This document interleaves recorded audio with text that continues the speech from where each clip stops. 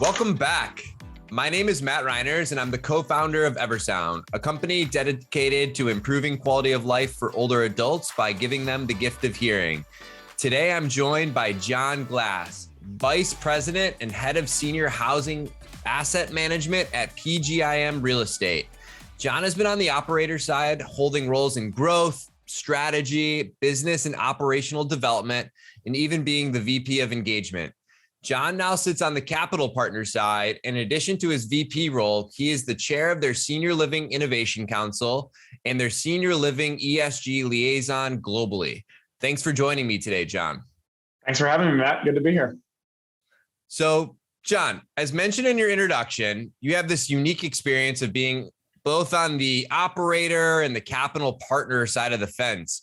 What misconceptions do you think one has about the other? Several, but I'll just touch on a few. It's been good to sort of sit on both sides, and I think it makes my current role that much more interesting, and lets us do our job a little bit more efficiently. But operator misconceptions about capital partners. I'll start there.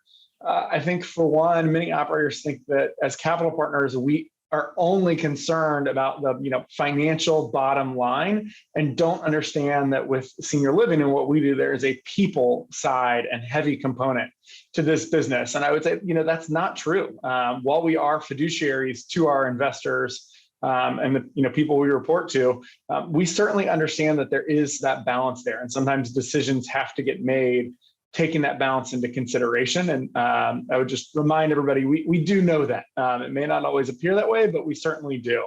The other one I would say that comes up a good bit is that most capital partners don't understand operations. While in my role, I am a little unique. As you said, I've been on both sides of the fence.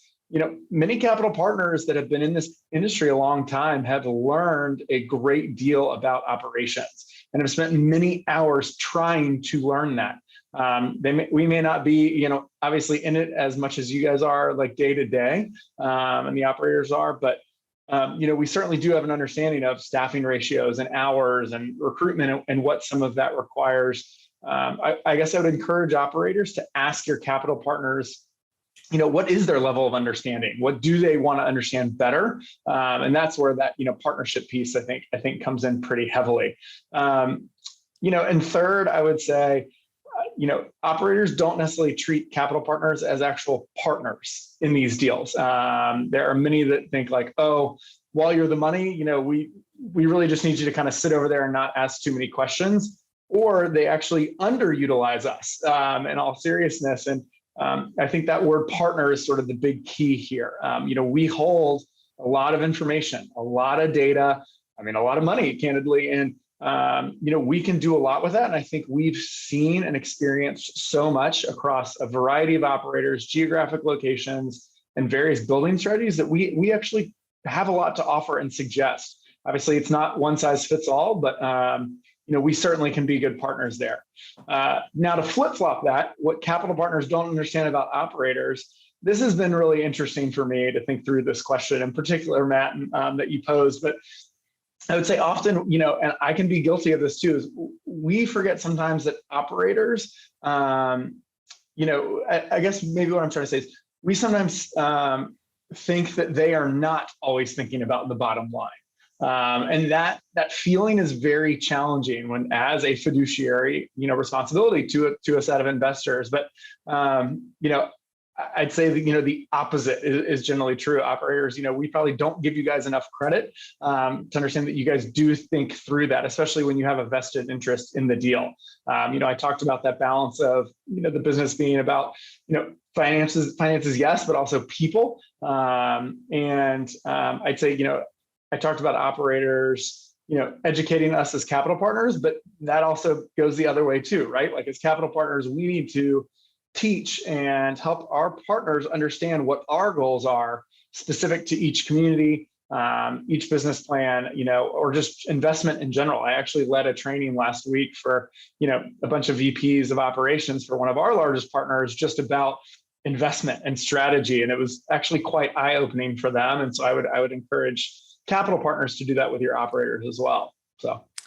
Yeah, no, I love the mentality, right? And I think one of the words that I really want to highlight in that answer is partnership, right? And it's a lot of these things that we're in together. And granted, I'm not on the provider or the capital side of things. I'm kind of got this other third party view into it, but I've definitely have noticed some things in terms of like what that partnership could be. And like, yeah, I mean, there's a wealth of knowledge on both sides, and love that you guys are taking the opportunities to educate one another, because like education builds trust and partnerships are built on trust, right? And I think for being the capital partner, like what are you looking for in that partnership with an operator? Yeah, I mean, I'll touch on several criteria. It's actually, Matt, as I'm sure you probably realize, a long list, especially when we're doing due diligence. But the main things are an alignment of not just the goals, because we obviously try to create financial alignment, but also philosophical, right? I guess thoughts and how buildings get operated. We certainly look for that. And do we get along? Do we feel some form of like synergy in how we will jointly approach? And what sense do we have for when there are hard conversations? Do we feel like we can do that and that will be met with open arms, both sides. And then, we also obviously look at like track record for success and strategy. What does that look like, operator to operator, and over the years, what they've done, including, how have they built out their like corporate or home office team? What does that level of support look like from them? And that's very telling for how they think about operating any of our communities. Is it staffed appropriately? What discipline partners do they have? And how does that work? We ask a lot of questions around the growth plan. How big does an operator want to get? How big is too big? What are their company goals in particular? And then have they done succession planning? As Matt, I think as you and I know, there have been plenty of companies that have been founded, whatever, the last even 10 years of a couple individuals that have spun off of maybe a larger company. And you have to think like if one or two of them weren't going to be there, would this company still exist? And so has that planning been thought out in terms of how they're, training younger talent or mentoring them or bringing them along and sharing their own vision? So that's just a few, but some of the, what I would say more important ones.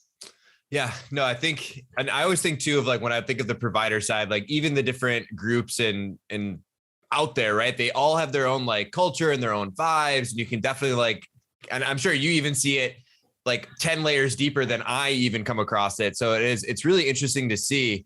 And, I think we talk about, this fiduciary responsibility, which totally get, and like, apart from hitting business goals, right? Because if everyone's winning, right, we are all celebrating that. Yep. But like, what can a capital partner or a provider do to really continue to help strengthen that relationship?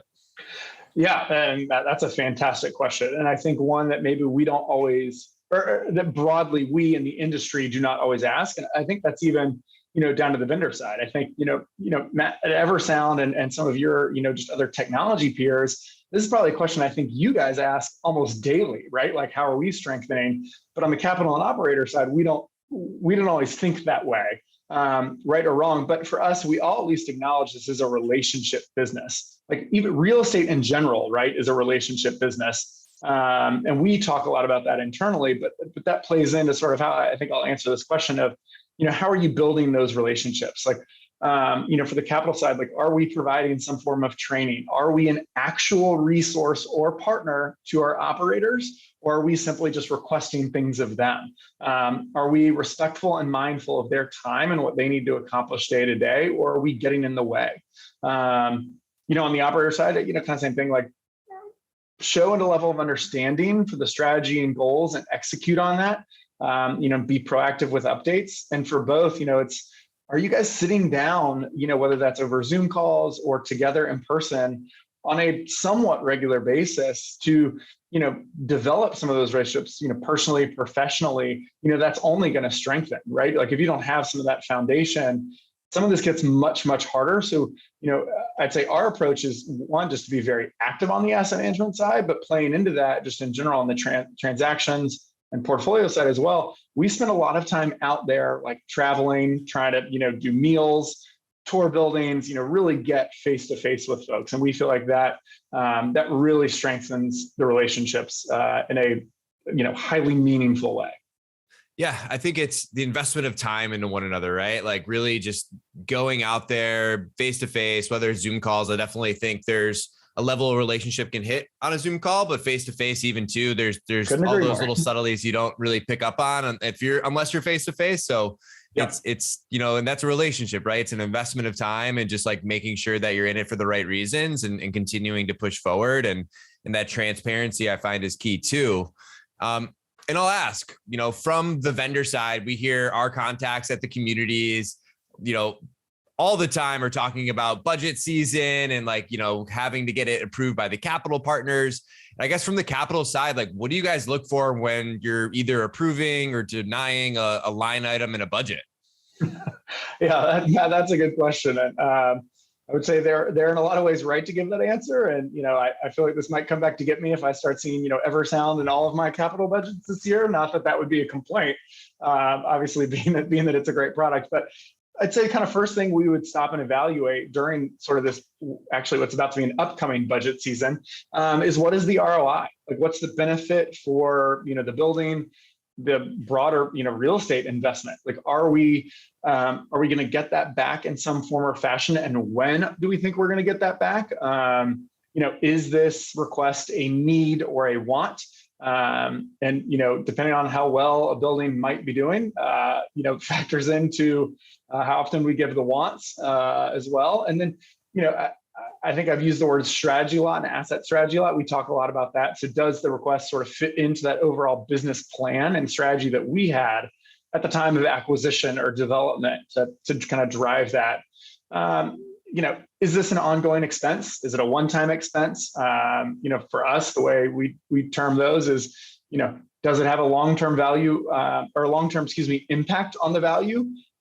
Meaning if it's ongoing, that certainly has an impact, in a much more meaningful way than if it's just a one-time. So, and I think that for us as well, some of the ROI, as everybody knows, is not always just tangible dollars. Like just because you install new carpet doesn't mean you can, increase your rents enough to, cover that cost completely. And so it's a little bit hard to measure some of these capital expenses between the tangible and intangible. So there's certainly a balance to be struck there. We talk about that sort of blend of art and science, right?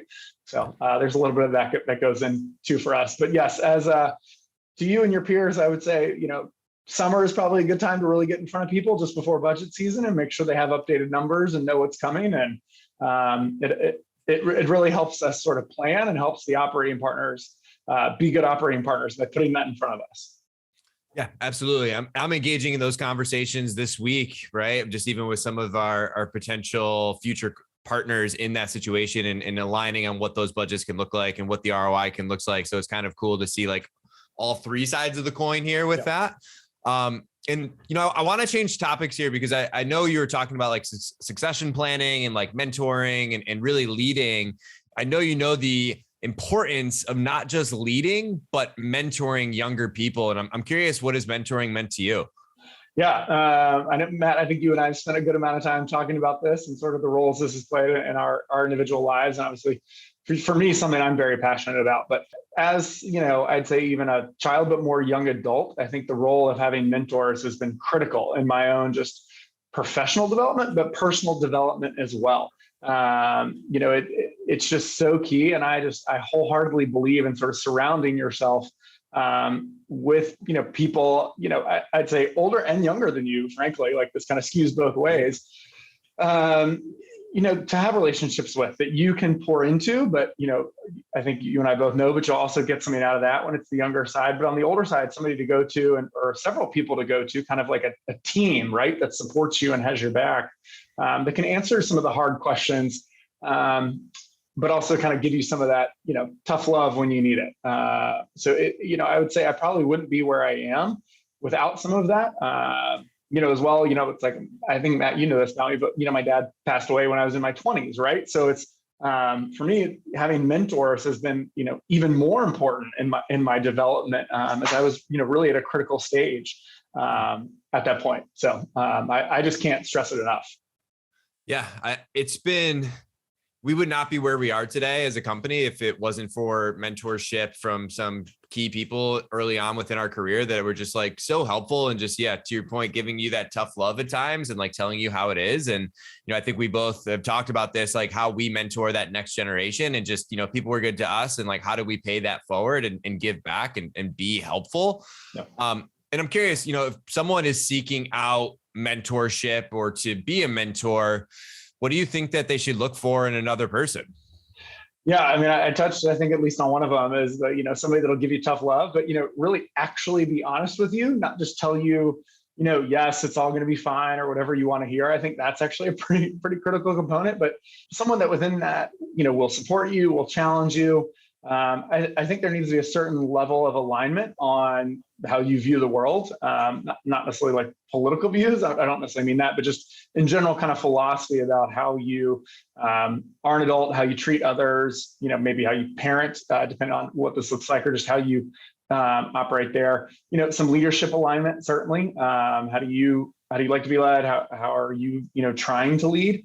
Obviously, you need a mentor that can be reliable and is committed to you. I think there's something to be said for when you've identified a couple, people, maybe like taking them to breakfast or lunch or a cup of coffee, or whatever it is, and asking for that commitment of them and being pretty upfront that that's what you want the relationship to look like. So I also think you should, probably surround yourself with a couple of them and maybe in some different areas, but there's obviously capacity questions around that depending on what your life looks like.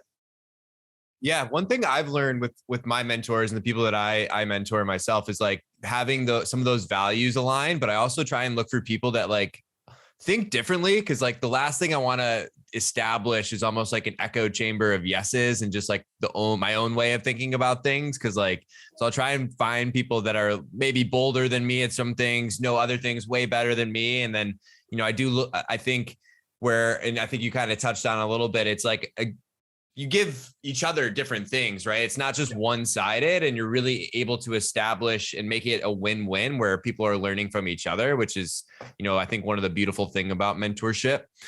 And now, John, my final question here, and my favorite question, if you could give operators or the capital side, just like 3 guiding principles as they look into the next 12 months, what would you say? Yeah, Matt, I actually stopped and thought about this one. I know you sent this one to me ahead of time. This probably was almost one of the harder ones to think through of, you've got to pick 3, what are you going to say? And the couple that stood out to me were one, be patient. We know that we're in interesting times, many ways around, and, cool heads will tend to prevail. So, be patient, just be calm, don't react too quickly. Which sort of plays into I think my second one is sort of like, stick to your principles and what you're good at, know your lane, know what you've set out to accomplish, make sure that that's mapped out. And if you need to pivot a little bit, that's great and totally fine. And there is nothing wrong with that, but just make sure, you know where you're heading with that pivot, and make sure that it aligns not just with your short-term goals or needs, but also your long-term ones, right? I think that's pretty pivotal. And the final one I'll say, just, between all parties is, professionally, but even just personally, but, communication is really key, right? As we talk about operating partners or people we like to do business with, brokers, on all sides, even, debt providers, it's the ones that, we enjoy doing business with that are really proactive in that. They reach out to us and they're like, hey, just want to talk about this, want to get this on your radar, want to be open about what's happening and have that level of transparency. And we certainly try to do the same. But I just think that one's incredibly critical for what we're moving into. Amazing. Well, John, there's so many golden pieces of information in there and so many mic drop moments. I just want to thank you and just say how grateful I am for having you on. So thank you, John, for joining us today. I know our listeners will get a lot out of this. Well, Matt, thanks so much for having me. Really enjoyed it. And I look forward to seeing you soon.